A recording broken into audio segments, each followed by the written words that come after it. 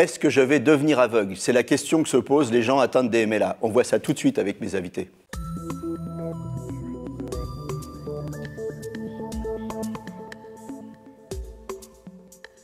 Avec moi sur le plateau, le professeur Éric Souillade. Alors vous êtes à la tête du département ophtalmologie du CHI de Créteil et du CHU Henri Mondor. Et puis, Martine Hermans, vous souffrez de DMLA et vous êtes le service écoute de Retina France. On va donner le numéro de téléphone tout à l'heure.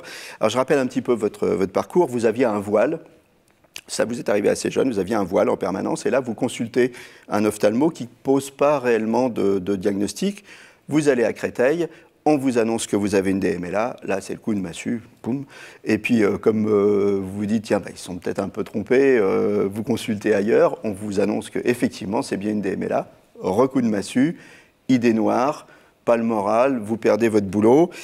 Et puis finalement, comme vous aimez la vie, tout ça, ça repart et vous dites, bon, j'accepte pas, mais il faut faire avec. C'est ça. Et alors ? Et alors, je fais avec et je continue de faire avec. Et puis, je ne cache pas que j'ai traversé des moments difficiles, comme tout individu qui se retrouve face à une situation de handicap. Mais donc, il y a plusieurs solutions, hein, parce que il y a des personnes, je ne critique pas, il y a des personnes qui s'effondrent. On s'effondre tous, mais il y a des personnes qui se mettent sous la couette aussi. Et puis, il y a des personnes qui s'effondrent, mais qui se relèvent. Et moi, j'en fais partie parce que j'ai du tempérament. Et je ne le regrette pas, je dis merci à mon papa au passage parce que c'est lui qui m'a inculqué tout cela. Et donc je me suis dit, bon, c'est compliqué, mais il faut que je me relève de ça parce que la vie doit continuer. Donc je continue ma vie. Et vous m'avez dit d'ailleurs, c'est une maladie qui m'empoisonne, mais... C'est une maladie qui m'empoisonne, certes c'est une maladie invalidante, mais j'oserais dire, sans vouloir offenser qui que ce soit, que j'ai la chance d'avoir une pathologie qui ne conduit pas à la mort. Ouais. Donc c'est peut-être un petit peu fort en mots, mais voilà, c'est ce que je ressens. Et, ça relativise, ça aide à relativiser. Ça m'a permis de relativiser et puis je me suis dit, si d'autres personnes font les choses du quotidien, pourquoi moi je ne le ferais pas? Concrètement, alors comment vous vivez aujourd'hui votre quotidien et comment vous voyez déjà aujourd'hui? Comment vous voyez? Quand je vous regarde déjà, je ne vous vois pas. Ah ça c'est une chance. Ça c'est une chance parce que je ne suis pas terrible. Je perds peut-être quelque chose, je ne sais pas. Mais quand je vous regarde, je ne vous vois pas. Mais je vois en périphérie, je vois au-dessus, en dessous, sur les côtés. Au milieu, c'est quoi? C'est une tache noire, c'est une tache blanche, c'est quoi? C'est flou. Il n'y a pas quasiment rien du tout. Voilà. Rien. C'est difficile à imaginer rien, professeur Souillade. C'est vrai que c'est difficile à imaginer. Pourtant, on a ça. On a ça déjà, notre champ visuel. Sur les côtés, il n'y a rien. On ne voit pas, mais on sait que ça existe. Et si on ferme un œil, on voit que sur le côté du nez, on n'a pas de champ visuel, pourtant on sait que ça existe. Et voilà, c'est cette notion de non-vue. Il y a des scotomes, des taches qui ne sont pas vues. Alors, quand la maladie apparaît plus tardivement dans l'âge, ça se manifeste au début par une tache noire ou une tache blanche ou grisâtre. Et chez madame, la maladie est apparue relativement tôt, ce qui fait que finalement... Vous aviez une trentaine d'années, 36 ans. Finalement, le cerveau a annulé cette image et c'est devenu un scotome. Voilà. Alors, la vie au quotidien, justement. La vie au quotidien. Votre téléphone, c'est votre compagnon, là. Mon téléphone, c'est mon compagnon, c'est mon bureau, c'est tout. Parce que Vous lui parlez, en fait? Il n'a pas besoin de... En fait, aujourd'hui, nous avons la chance, nous, déficients visuels, d'avoir des téléphones qui sont munis d'assistants vocaux. Donc, en fait, j'envoie des SMS, je reçois des SMS, je lis mes mails, etc. Comme tout le monde. Et vous allez au cinéma aussi? Je vais au cinéma parce que les cinémas, pour la plupart, sont équipés d'audio-description. Je vais danser parce que j'aime ça. Et puis, je vis la vie parce que chez moi, il n'y a que les yeux qui ne fonctionnent pas. Tout le reste fonctionne. Tout le reste. Au niveau cognitif, tout va bien. Tout le reste, tout va bien. Ça s'entend, hein. Vous avez le moral, vous aimez la vie. J'aime la vie. Alors justement, vous aimez tellement la vie qu'aujourd'hui, vous aidez les autres. Alors, vous êtes le service écoute de Retina France. Oui. Retina France, alors, je ne dis pas que ça va s'afficher à l'écran, je le dis pour ceux qui ne voient pas. Donc, le numéro de téléphone, c'est 05 61 30 20 50. Il y a aussi le numéro de téléphone de l'association DMLA. 0800 880 660. Et là, quand les gens vous appellent... Alors en fait, quand les gens m'appellent, d'abord je les écoute puisque je suis le service écoute. Et les gens sont perturbés, en plein désarroi et je les laisse parler et je leur dis je vous comprends parce que moi aussi j'ai vécu la même chose que vous. Parce qu'il ne faut pas oublier, même si je fais avec parce que je n'ai pas le choix, Donc, il ne faut pas oublier toutes les épreuves que l'on traverse. Et quand on dit aux gens que l'on comprend parce qu'on a vécu la même chose, les gens viennent à vous poser des questions et puis j'essaie de les diriger, de leur expliquer et surtout de bien leur dire que, eh bien non, par rapport à ce que vous avez dit au début, vous ne serez pas aveugle. Et il y a beaucoup de matériel aujourd'hui à notre disposition pour avoir un certain confort au quotidien et continuer à vivre différemment. Vous les écoutez, vous les rassurez, vous avez une crédibilité parce que vous avez fait le chemin, vous êtes passé par ces périodes de démoralisation, hein, c'est pas toujours facile, mais vous, finalement, comme vous avez la pêche, vous êtes passé à travers tout ça et aujourd'hui vous êtes capable de leur dire, bon les gars, c'est pas terrible, mais c'est pas la fin du monde, c'est ça? Voilà, c'est ça, et puis il faut continuer à vivre, certes on va vivre différemment, mais certaines choses du quotidien qu'on faisait, qu'on ne peut plus faire, bon c'est sûr c'est désolant, mais il y a tellement de technologies aujourd'hui à notre disposition et puis la recherche avance. Donc, la recherche avance. Alors on va se tourner vers la recherche qui avance et qui est bien là devant moi. Professeur Souillada, la DMLA d'abord, qu'est-ce que c'est? Dégénérescence maculaire liée à l'âge. Alors pas forcément liée à l'âge parce que 36 ans, mais bon, DMLA. Alors c'est vrai qu'il y a autant d'individus atteints de DMLA, plus d'1 million en France, que de formes de DMLA. Madame a un cas particulier, mais il y a 1 million de cas particuliers et chaque cas est différent. Par définition, c'est une atteinte de la macula, donc le centre de la rétine. En surface, c'est peu, hein, c'est à peine 5% de la rétine, mais précieux parce que situé en face de notre axe de vision. Donc pour lire, écrire, connaître les détails, les visages, on s'en sert en permanence.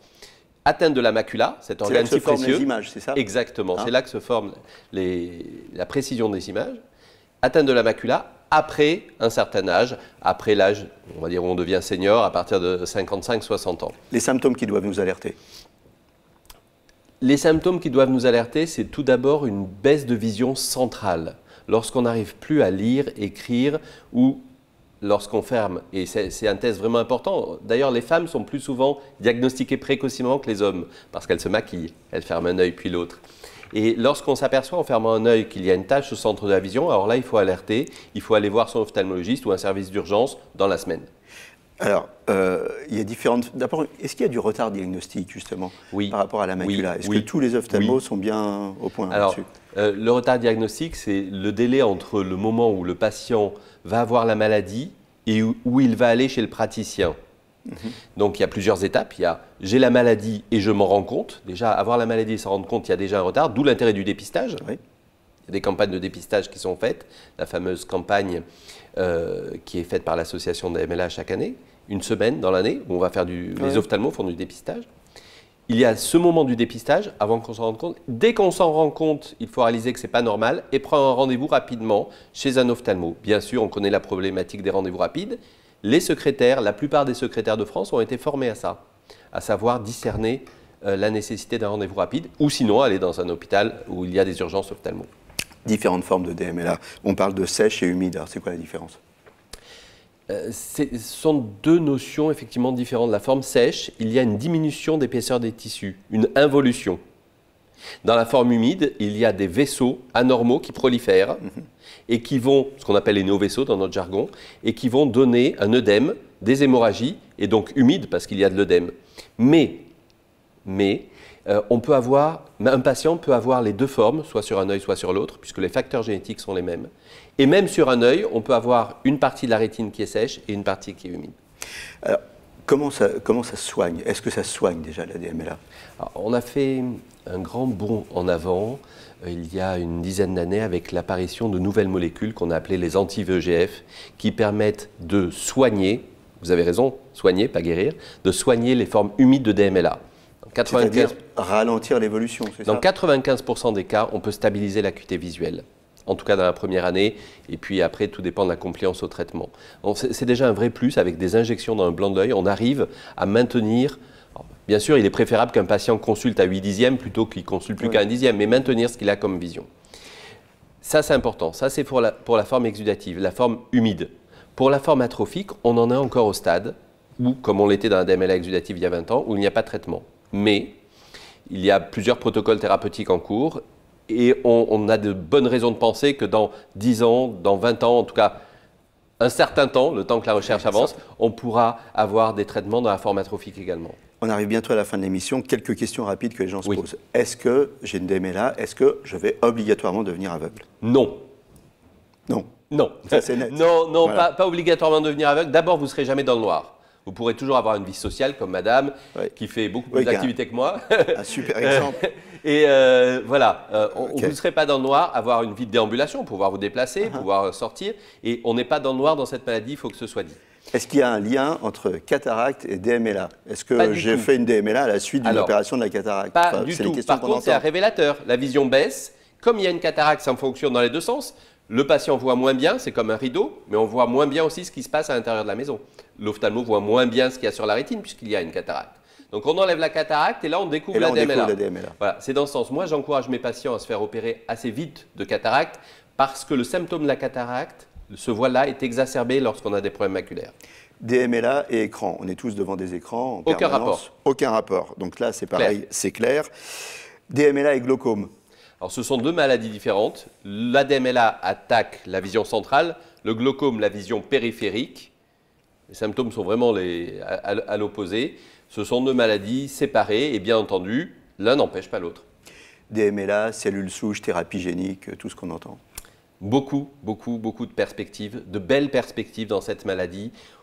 Je crois qu'on est qu'au début de l'histoire des traitements de la DMLA. Il y a énormément de voies thérapeutiques dans le temps que l'on a, on ne pourrait pas tout voir, mais, non, parce que, en plus, on arrive mais à la de fin. très belles perspectives. Alors Martine, vous, qu'est-ce que vous avez à dire aux gens? Le mot de la fin, on va vous laisser le mot de la fin. Je voudrais juste rajouter quelque chose qui est important. Professeur Souyad a parlé des avancées thérapeutiques. Il faut savoir que l'association Retina France donne environ 1 million d'euros par an à la recherche et soutient à peu près une douzaine de projets. Donc, Martine, voilà. elle ne perd pas le nord, elle fait sa page de pub. Ah bah, non, mais vous avez raison, vous avez je raison. suis désolée, on existe. Donc il faut donner à Retina France. On travaille tous, tous ensemble. On est tous dans la même galère. Donc on peut faire des dons à Retina France. Mais il n'y a pas de souci. Voilà. Je vous donnerai un petit document tout à l'heure. Alors on va rappeler les numéros de téléphone avant de se quitter. Donc Retina France, 05 61 30 20 50, le service écoute et puis le numéro de téléphone de l'association. Et l'association DMLA France, 0800 880 660. Voilà, je vous remercie d'être passé sur le plateau. À bientôt pour un nouveau numéro et d'ici là, portez-vous bien.